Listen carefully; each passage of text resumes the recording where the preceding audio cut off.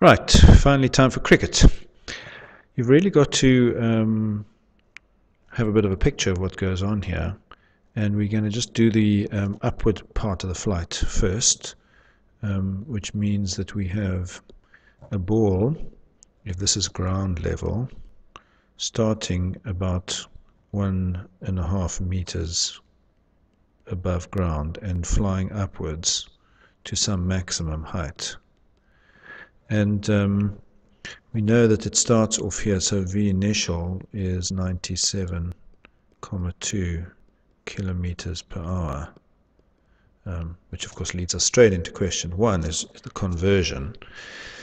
97.2, and a little bit of unit analysis might help here if you can't remember that you must divide by 3,600 and then multiply by 1,000.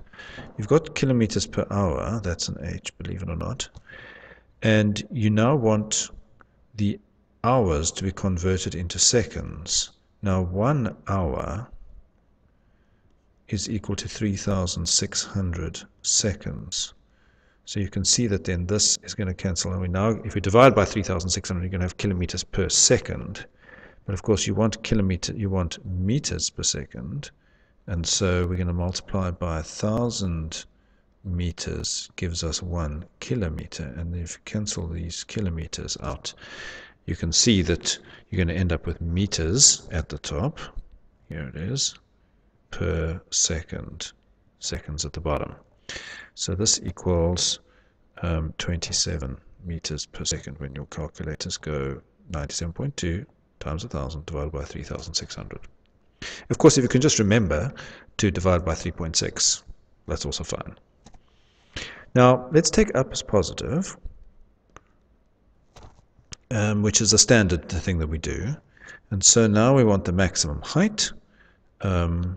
I'm going to use, there are always a couple of ways of doing this, but I'm going to use a rearrangement of the final velocity squared equation. So I end up with delta y, because that's the height, equal to the final velocity squared minus the initial velocity squared over 2g. That's a rearrangement of v final squared equals v initial squared plus 2g delta y. When I substitute in here, I don't have a final velocity, because up at the top here v equals 0, and I now have to subtract what is effectively a positive number squared, okay, because initial velocity is upwards and that's positive. I divide by 2, and now g is downwards, and so therefore g is going to be negative. You've got to keep your wits about you as far as this sign convention is concerned, and that's 37.19 meters. That's for 5.2. And then finally for 5.3, the time, i.e., what time does it get up to the top there? Any equation with delta t in it now. How about v final equals v initial plus g delta t?